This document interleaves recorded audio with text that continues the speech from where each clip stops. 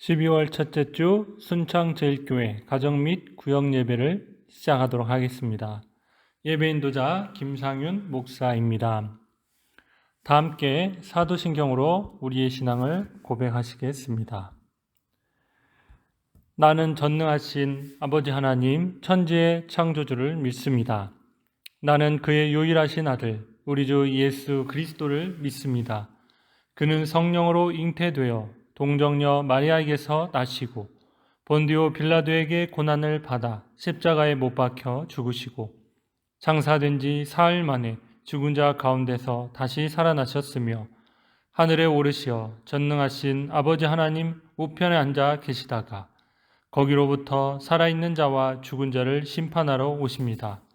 나는 성령을 믿으며 거룩한 공교회와 성도의 교제와 죄를 용서받는 것과 몸의 부활과 영생을 믿습니다.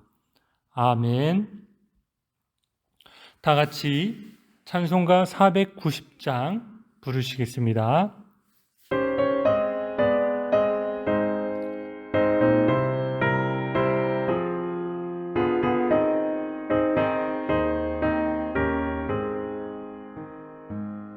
주여 지난 밤 내 꿈에 베었으니 그 꿈 이루어 주옵소서.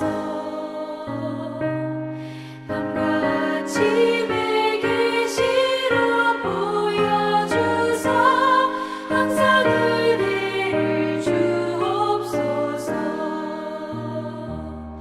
나의 놀라운 꿈 장차 그 은혜 받을 표는 되오니 나의 놀라운 꿈 정녕 이루어져 주님 얼굴을 배우리라. 마음 외롭고 아파서 낙심될 때 내게 소망을 주셨으며 내가 영광의 주님을 바라보니 앞길 환하게 보이도다. 나의 놀라운 꿈 정녕 남이 끼는 장차 큰 은혜 받을 표나 되오니 나의 놀라운 꿈 정녕 이루어져 주님 얼굴을 배우리라.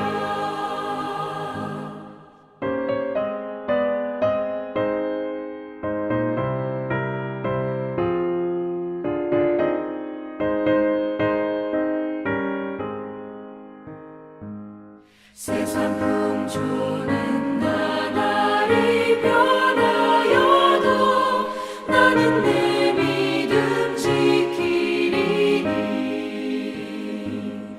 인생 살다가 죽음이 꿈 같으나 오직 내 꿈은 참되리라. 나의 놀라운 꿈 정녕 남이 끼는 장차 큰 은혜 받을 표나 되오니 나의 놀라운 꿈 정녕 이루어져 주님 얼굴을 배우리라.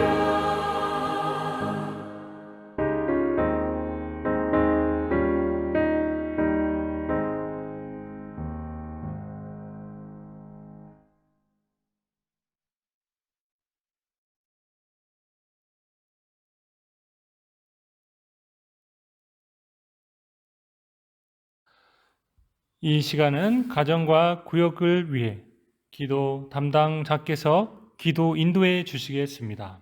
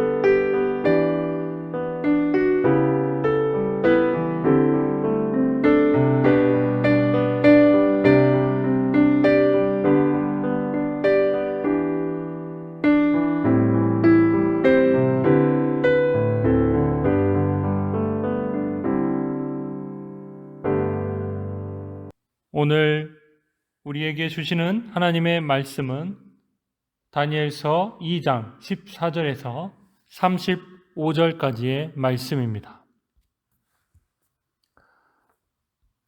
다니엘서 2장 14절에서 35절까지의 말씀을 제가 봉독하겠습니다. 하나님의 말씀을 경청하십시오.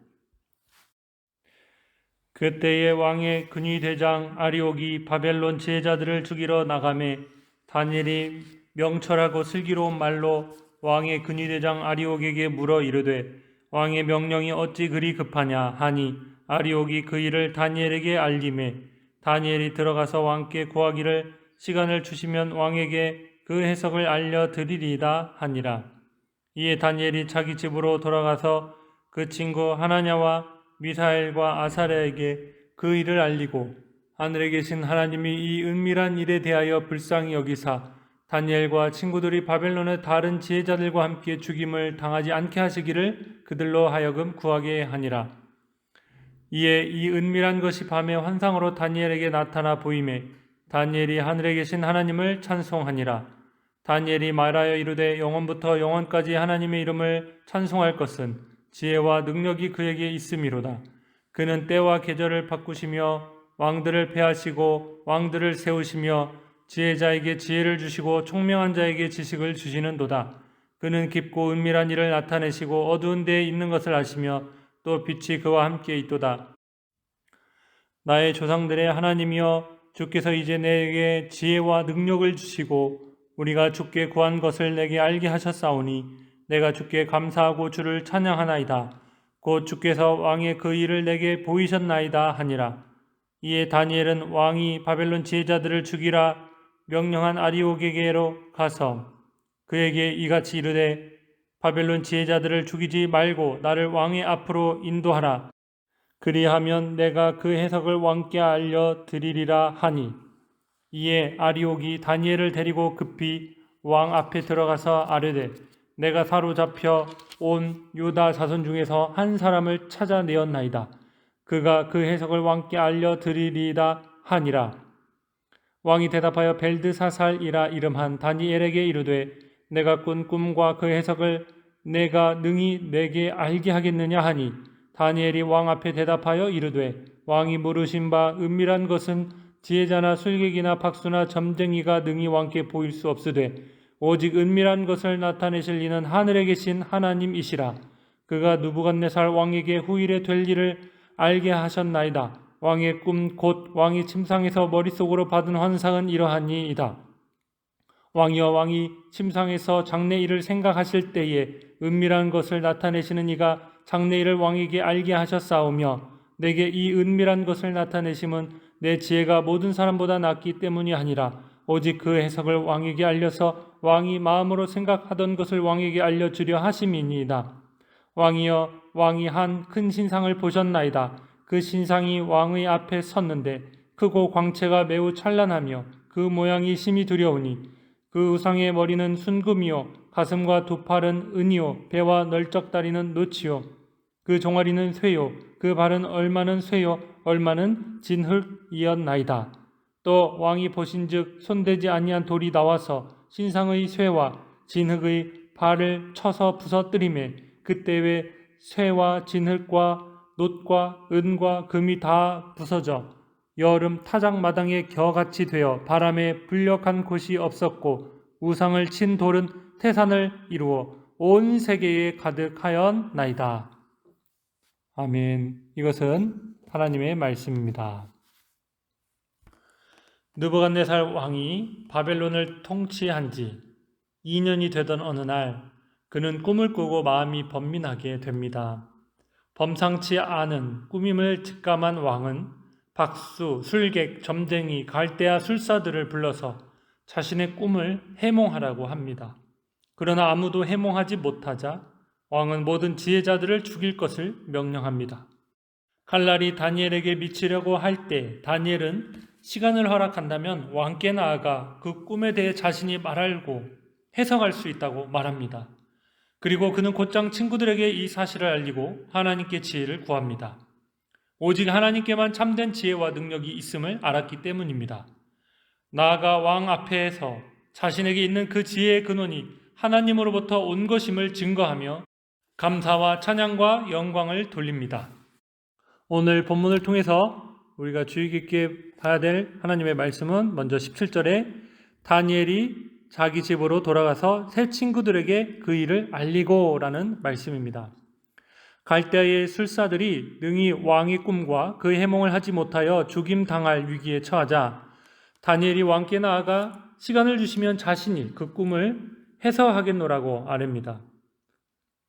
다니엘은 비록 바벨론의 술사들이 이방 술사들이지만 무고하게 죽는 것을 막습니다. 그러나 꿈을 해석하지 못하면 자신도 죽임당할 위기에 처했습니다. 이때 다니엘은 동족인 세 친구 하나냐와 미사엘과 아사랴를 찾아갑니다. 그들은 모두 하나님을 경외하는 자들로서 다니엘과 함께 하나님께 간구할 수 있는 사람들이었습니다. 그리고 생명의 근원 대신 하나님께 생명을 구하는 절박한 기도를 함께 드립니다. 이는 위기 앞에서 중보해 줄 동역자를 찾는 것이 얼마나 중요한지 보여주는 말씀입니다. 두 번째로 우리가 주의 깊게 봐야 될 말씀은 28절 상반절에 오직 은밀한 것을 나타내실 이는 하늘에 계신 하나님이시라 라는 말씀입니다. 느부갓네살 왕은 자신의 꿈을 지혜자들에게 알려주지 않습니다. 어떤 꿈인지부터 맞추라고 강요하고 있습니다. 이것은 왕이 그만큼 지혜자들을 신뢰하고 있지 못함을 나타냅니다. 그러나 다니엘은 달랐습니다. 그는 신앙의 동역자인 새 친구들에게 중보기도를 요청하였고 환상을 통해 하나님의 응답을 받게 됩니다. 다니엘은 왕 앞에 나가 은밀한 것을 나타내실 분은 하나님 한 분뿐이라고 당당히 선포하며 왕의 꿈에 대해 이야기하기 시작합니다. 꿈의 내용을 말할 뿐만 아니라 그 해석까지 상세하게 이야기합니다. 이 모든 것을 가능하게 하신 분은 하나님이십니다. 믿음의 사람은 역사의 조건이 하나님께 있음을 고백하는 사람입니다. 다니엘은 이 확실한 믿음으로 죽음의 위협 앞에서도 왕 앞에 당당히 나아갈 수 있었습니다. 성찰하기입니다. 기상 역사상 그 유래를 찾을 수 없을 만큼의 대형 허리케인이 카리브해에서 발생해 예고도 없이 플로리다주를 강타한 적이 있었습니다. 허리케인은 호수의 제방을 무너뜨렸고 이로 인해 호숫가에 지은 찰스 시어지의 집이 그만 물에 잠기고 말았습니다.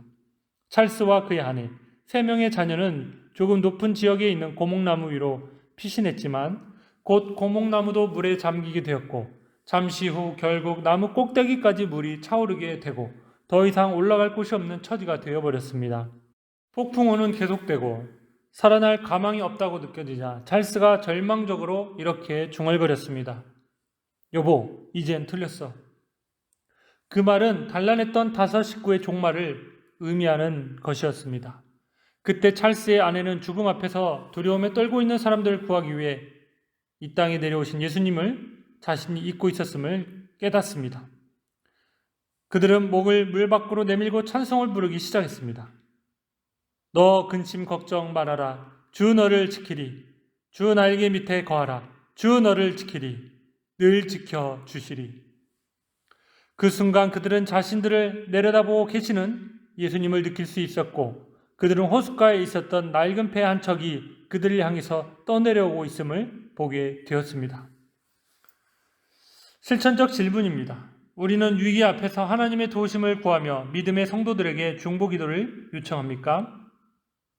세상이 점점 더 우리를 공동체로부터 소외시켜 우리는 믿음의 형제 자매들에게조차 우리의 간절한 문제들을 나누고 기도하지 못할 때가 많습니다. 믿음의 공동체 안에서 우리의 아픔, 위태로움, 긴급한 기도의 제목들을 내어놓고 기도를 요청하지 못했음을 회개합니다. 야고보서 1장 5절에서 6절 상반절까지 말씀입니다. 너희 중에 누구든지 지혜가 부족하거든 모든 사람에게 후히 주시고 꾸짖지 아니하시는 하나님께 구하라. 그리하면 주시리라. 오직 믿음으로 구하고 조금도 의심하지 말라. 그렇게 하신 하나님의 약속의 말씀을 기억하고 믿음의 형제 자매들과 함께 믿음으로 간구해야 할 것입니다. 결단하기입니다. 하나님은 우리가 환난 중에 있을 때나 인생의 막다른 골목에서 헤맬 때, 지혜가 없어 답답할 때에도 늘 함께 계심을 믿습니다. 낭망하지 않고 믿음으로 승리할 때까지 하나님께 기도로 나아가겠습니다. 같이 기도하시겠습니다. 우리 삶의 주인 되시는 하나님, 삶의 위기 속에서도 늘 기도하는 이에게 세상의 지혜가 아닌 하나님으로부터 나오는 생명줄과 같은 길을 보여주실 줄 믿습니다. 다니엘에게 주신 믿음과 지혜를 주시옵소서. 예수님의 이름으로 기도드립니다. 아멘. 이 시간은 소식 나누기입니다. 대림절이 둘째 주를 보내고 있습니다. 경건한 마음으로 예수 그리스도의 재림을 기다리도록 합시다. 이번 주 공동기도 제목은 다음과 같습니다. 코로나 종식 및 치유, 대림절 경건을 위하여, 구역과 가정을 위하여, 새가족과 낙심자를 위하여 기도해 주시기 바랍니다. 세 번째로 금요기도회가 금요일 저녁 7시 30분에 계속해서 있습니다. 많은 참여 바랍니다. 100일 성경 통독이 은혜 가운데 온라인으로 진행되고 있습니다. 계속해서 함께 끝까지 잘 참여해 주시기 바랍니다. 그리고 환우들의 건강과 빠른 회복을 위해 함께 기도해 주시기 바랍니다. 마지막으로 결혼 소식이 있습니다. 김규정 성도, 최연옥 집사님의 차녀 김진주 양의 결혼 예식이 12월 11일 이번 주 토요일 오전 11시에 전주 아름다운 컨벤션 웨딩에서 있습니다. 기도와 많은 관심과 격려 바랍니다. 그럼 축복의 인사를 이 시간 나누도록 하시겠습니다. 이렇게 한번 가정과 구역 식구들에게 하시겠습니다. 하나님이 주시는 지혜로 서로의 중보 기도자가 됩시다. 하나님이 주시는 지혜로 서로의 중보 기도자가 됩시다. 이제 구역원들과 또 가족 식구들과 기도 제목을 나누시고 한 주간 가정 및 구역원들을 위해서 기도해 주시기 바랍니다. 감사합니다.